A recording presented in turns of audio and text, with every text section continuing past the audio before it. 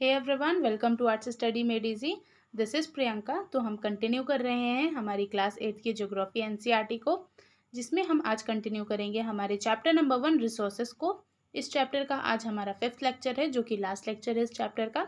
इसके पहले हम 4 लेक्चर्स कर चुके हैं, जिसमें हमने रिसोर्सेज के डिफरेंट डिफरेंट टॉपिक्स को डिस्कस किया था। आज हम कंजर्वेशन ऑफ रिसोर्स, जो कि हम लेक्चर 4 में स्टार्ट करे थे, उसी को कंटिन्यू करेंगे।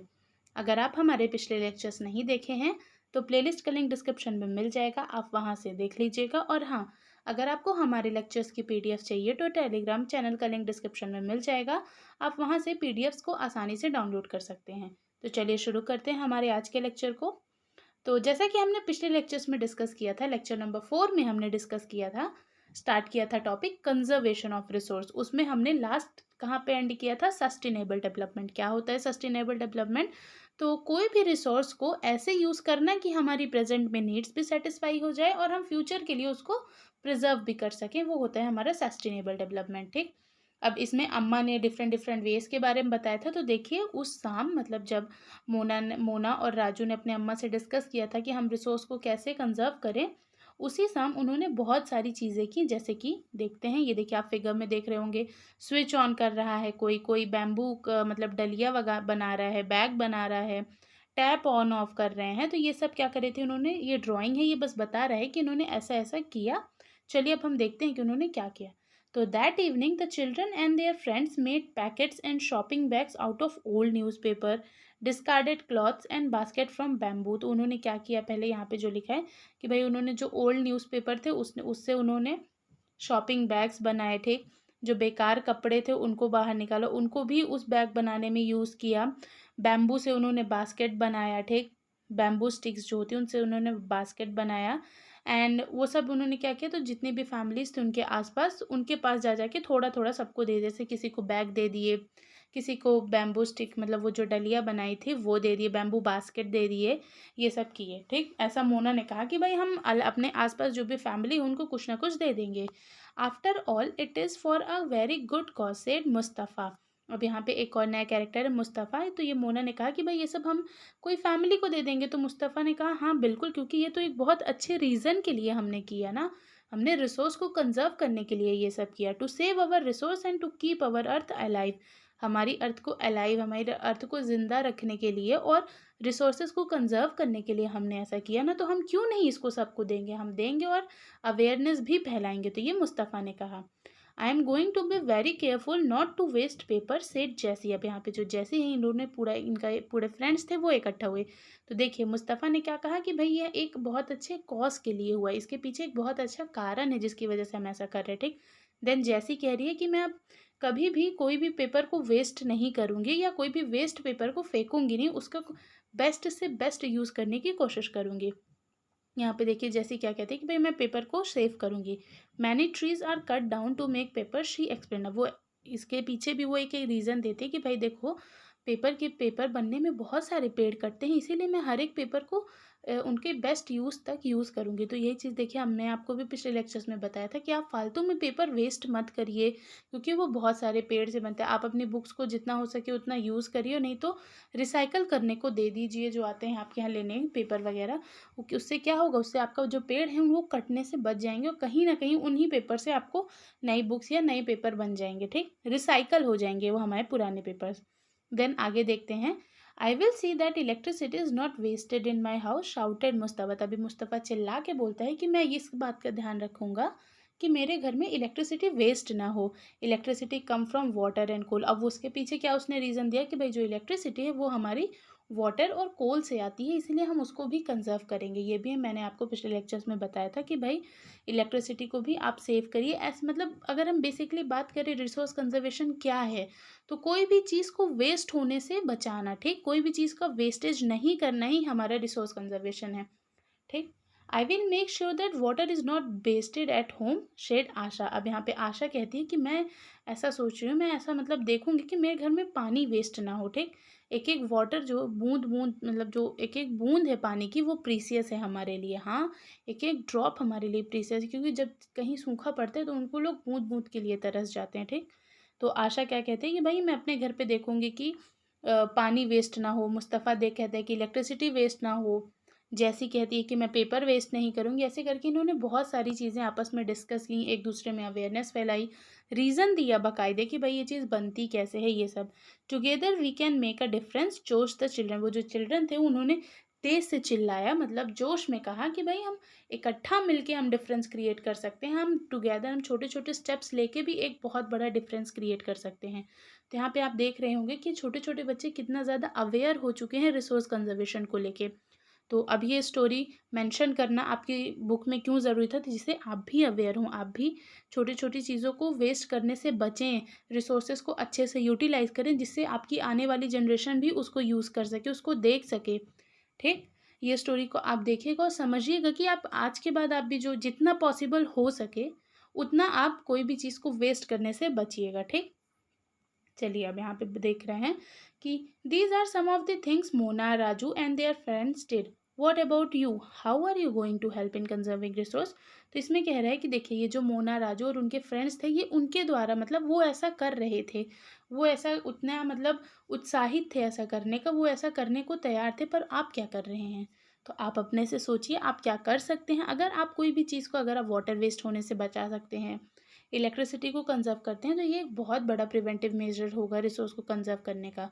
और जो रिसोर्सेज हैं उनको हमें, कोई भी चीज़ को हमें बचाना चाहिए, सेव करना चाहिए, जिससे कि आगे आने वाली जनरेशन में वो हमारे काम आ सके। ठीक, अब ये देखिए, the future of our planet and its people is linked with our ability to maintain and preserve the life support system that nature provides. इसमें कह रहा है कि जो हमारे प्लानट अर्थ का फ्यूचर है वो डिपेंड करता है हम पे, कि हम इसमें जो प्रेजेंट चीज़ें हैं, जो रिसोर्सेज, उनको हम किस तरह यूज़ कर रहे हैं, जो भी हमें सपोर्ट सिस्टम दिया गया है लाइफ के लिए उसको हम किस तरह यूटिलाइज कर रहे हैं, उस पर डिपेंड करता है हमारी अर्थ की लाइफ। ठीक, ऑब्वियस सी बात है, अगर हम ऐसे ही अब ये प्रिवेंटिव मेजर्स अगर हम नहीं लेंगे रिसोर्स को कंजर्व करने के, तो एक दिन ऐसा आएगा जो मोना ने ड्रीम देखा था वो सच हो जाएगा कि भाई कुछ नहीं बचेगा।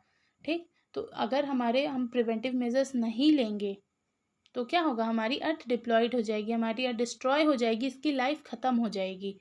ठीक, कंजर्वेशन ऑफ रिसोर्स उतना ही ज़रूरी है जितना रिसोर्स हमारे लिए ज़रूरी है। ठीक, उनको अच्छे से यूज़ करना, उनके बारे में जानना, उनके बारे में अवेयरनेस फैलाना, इसी के लिए आपके में ये एक शॉर्ट स्टोरी दी थी, आपकी बुक में मेंशन की गई थी, जिससे आप सीखें। Therefore it is our duty to ensure that, अब यहाँ पे बता रहे हैं कि देखिए रिसोर्सेज को हमें कंजर्व करना चाहिए, क्योंकि इससे डायरेक्ट हमारी अर्थ की लाइफ, हमारी ज़िंदगी जुड़ी हुई है। ठीक, अब ये हमारी क्या है, ये कोई मतलब ज़बरदस्ती आपसे नहीं करा रहे, ये हमारी ड्यूटी है कि हम कोई भी रिसोर्स को वेस्ट ना करें। ठीक, अब इसमें क्या कह रहे हैं, इसमें कुछ चीज़ें बताया है कि भाई क्या क्या हमें ध्यान रखना चाहिए। All uses of renewable resources are sustainable, जो भी हमारे रिन्यूएबल रिसोर्सेज हैं उनका जितना भी यूज़ है वो हम सस्टेनेबिलिटी के साथ करें, मतलब ऐसे करें कि जितना हमें काम है। अब पता चला पानी आपको पर्याप्त है, आपके यहाँ पानी प्रॉपर आ रहा है, तो ये नहीं कि आप उसको वेस्ट करने लगे कि नहीं भाई मेरे यहाँ प्रॉपर पानी आ रहा है, ऐसा नहीं है। जो भी हमारे रिन्यूएबल रिसोर्सेज हैं उनको भी सस्टेनेबिलिटी के साथ ही यूज़ करना चाहिए, जिससे वो कंजर्व रहें, उनका वेस्टेज ना हो, उनका वेस्टेज रुके। The diversity of life on the earth is conserved, हमारी जो डाइवर्सिटी है लाइफ की, मतलब जो भी, अब इसमें क्या था, इसमें हमारे प्लांट, एनिमल, हर एक चीज़ आते हैं जो हमारे आसपास है, उनको हमें कंजर्व करके रखना चाहिए, उनको डिस्ट्रॉय नहीं करना चाहिए। ठीक, तो ये हमारी दूसरी चीज़ें हैं जो हमें ध्यान में रखनी है। पहले क्या कि जो हमारे रिन्यूएबल रिसोर्सेज हैं उनको भी सस्टेन करके सस्टेनेबिलिटी के साथ यूज़ करना चाहिए। देन जो हमारी डाइवर्सिटी है, लाइफ की जो डाइवर्सिटी है, अब ये डाइवर्सिटी क्या होता है, तो मतलब जो भी अलग अलग तरह के जीव जंतु वगैरह पाए जाते हैं हमारे मतलब इन्वायरमेंट में, जैसे कि डिफरेंट तरह के एनिमल्स हो गए, प्लांट्स हो गए, तो इन सबको भी हमें कंजर्व करके रखना चाहिए। And the damage to the natural environment system is minimized, हम जो नेचुरल इन्वायरमेंट को जितना कम से कम हो सके उतना डैमेज पहुंचाएं। अब एकदम ख़त्म तो नहीं कर सकते हैं, क्योंकि देखिए डेवलपमेंटल मतलब फेज़ है हमारी, हम डेवलप कर रहे हैं, ग्रो कर रहे हैं, पर कम से कम हमारा जो नेचुरल इन्वायरमेंट है उसको कम से कम, मतलब जितना कम हो सके उतना उसको डैमेज करना चाहिए, जिससे कि वो भी डिस्ट्रॉय ना हो। ठीक, ओवरऑल यहाँ पे हमने 3 चीज़ें देखी जिनको हमें ध्यान में रखना चाहिए। आप भी ध्यान में रखिएगा कि भाई रिन्यूएबल रिसोर्सेज ये तो आप जान ही गए होंगे, जिनको हम रिन्यू कर सकते हैं, जैसे हमारा वाटर, सनलाइट, विंड, ये सब हो गया। तो इनको हमें सस्टेनेबिलिटी के साथ यूज़ करना चाहिए। जो हमारे अर्थ में डाइवर्सिटी है लाइफ की, उसको भी हमें कंज़र्व रखना चाहिए। देखिए, ये डाइवर्सिटी को कंज़र्व करने के लिए ये डिफरेंट ज़ू वगैरह बनाए गए हैं, ठीक। जो ज़ू वगैरह हैं उसमें देखिए हमारी फॉरेस्ट वाइल्ड लाइफ को कैसे कंज़र्व किया गया है, ठीक। वो जंगल विभाग जो है उनका काम क्या है, उनका फॉरेस्ट में जो भी लाइफ है, जो भी चीज़ें पाई जाती हैं, पेड़ पौधे, उनको कंज़र्व करके रखना, ठीक। बर्ड सेंचुरीज़ हो गई, ये सब क्या के लिए रहते हैं, ये जो हमारी लाइफ है, डाइवर्सिटी ऑफ लाइफ है, उसको कंज़र्व करने के लिए ये प्रिवेंटिव मेजर्स लिए जाते हैं, ठीक। और तीसरा था कि भाई हमें नेचुरल इन्वायरमेंट को कम से कम डैमेज पहुंचाना चाहिए। अब यहाँ पे देखिए कुछ प्रिंसिपल्स दिए हैं हमारे एनसीईआरटी में सस्टेनेबल डेवलपमेंट के। तो देखते हैं, respect and care for all forms of the life. हमें जितने भी फॉर्म हैं लाइफ के हमारी अर्थ में, उनके लिए हमें रिस्पेक्ट और केयर दिखानी चाहिए, चाहे वो ह्यूमन हो, एनिमल हो, प्लांट हो या फिर इंसेक्ट्स हो। हर एक चीज़ को हमें रिस्पेक्ट और केयर देनी चाहिए। Improve the quality of human life, हमारी जो लाइफ है उसकी क्वालिटी को हमें इम्प्रूव करना चाहिए। जितना बेस्ट हो सके उतना अपने आप को इम्प्रूव करना चाहिए। Conserve the earth vitality and diversity, हमारी अर्थ में जो भी डाइवर्सिटी है, वाइटैलिटी है, उसको हमें कंजर्व करना चाहिए। ये नहीं कि भाई आप बिना मर्जी के, बेमर्जी के पेड़ काटते जा रहे हो, आपको नीड नहीं है बट फिर भी आप काटे जाओ, तो इससे क्या होगा, उससे डाइवर्सिटी ख़त्म होगी। जैसे जो हमारे पहले एनिमल्स पाए जाते थे, कई सारे ऐसे एनिमल हैं जो एक्सटिंक्ट हो रहे हैं। हमारे नेशनल एनिमल जो है टाइगर है, वो भी कहीं ना कहीं कम ही हो रही हैं उनकी मात्राएं, ठीक। नंबर ऑफ टाइगर्स कम हो रहे हैं, तो उनको अब देखिए कितना ज़्यादा कंजर्व किया जा रहा है। तो ये सब क्यों हो रहा है, क्योंकि हम उस पर ध्यान नहीं दे रहे हैं। आज के डेट पे तो काफ़ी अवेयरनेस फैल गई है लोगों को। Minimize the depletion of natural resources, जो हमारे नेचुरल रिसोर्सेज हैं उनको बर्बाद होने से कम करना चाहिए, मतलब उनको कम ऐसे यूज़ करें कि सिर्फ वो हमारे काम आए, बर्बाद ना हो।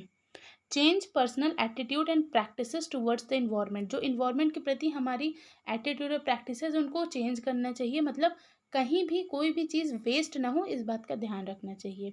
Enable communities to care for their own environment, हमें डिफरेंट डिफरेंट कम्युनिटीज़ में अवेयरनेस फैलानी चाहिए कि वो अपने इन्वायरमेंट को प्रोटेक्ट करें, ठीक। जो ये एनजीओज़ वगैरह हैं, इन सब का काम क्या है, ये हमें अवेयरनेस फैलाते हैं, हमें नॉलेज देते हैं कि हमें इन्वायरमेंट को कैसे कंजर्व करना चाहिए। ऑब्वियसली आपके स्कूल में भी ऐसे बहुत सारे एनजीओ वाले आते रहे होंगे। खैर अब तो लॉकडाउन हो गया है, बट फिर भी आपको कंजर्व करना चाहिए, ठीक। आपकी बुक में ये चैप्टर है रिसोर्सेज, इससे आपको ये चीज़ तो सीखनी ही चाहिए, ठीक। तो इसी के साथ हमारा जो ये चैप्टर है वो फिनिश होता है।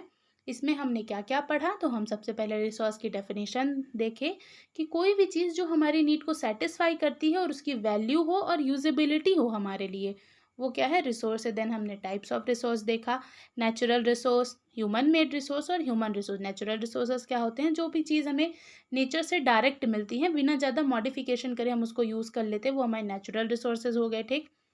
देन हमारा नेचुरल रिसोर्सेज में हमने देखा renewable and non renewable natural resources. Then हमारा आता है ह्यूमन मेड रिसोर्स, मतलब जो भी नेचुरल रिसोर्स जिसमें हम टेक्नोलॉजी लगा के उसका बेस्ट से बेस्ट यूटिलाइजेशन कर रहे हैं, वो हमारे ह्यूमन मेड रिसोर्स हो गया। जैसे कि आयरन ओर में से आयरन का एक्सट्रैक्शन, ठीक, आयरन का निकालना। देन ह्यूमन रिसोर्स मतलब हम अपने आप को इम्प्रूव करें एजुकेशन और स्किल डेवलपमेंट हेल्थ से, तो वो हमारा क्या हो गया, ह्यूमन रिसोर्स, ठीक। फिर उसके बाद हमने स्टार्ट किया था कंजर्वेशन ऑफ रिसोर्स, कि हम रिसोर्स को कैसे कंजर्व कर सकते हैं, ठीक। उसके बारे में हमने बहुत सारे प्रिवेंटिव मेजर्स के डिस्कस किए कि भाई आप क्या क्या कर सकते हैं। देन उसके बाद हमने सस्टेनेबल डेवलपमेंट पढ़ा और अभी कुछ पॉइंट्स आज के लेक्चर में देखा। ओवरऑल हमारा जो रिसोर्स टॉपिक है वो आज के लेक्चर के बाद यहाँ से कंप्लीट होता है। इसके आगे हम नेक्स्ट लेक्चर में डिस्कस करेंगे। Thank you for watching and stay tuned with us.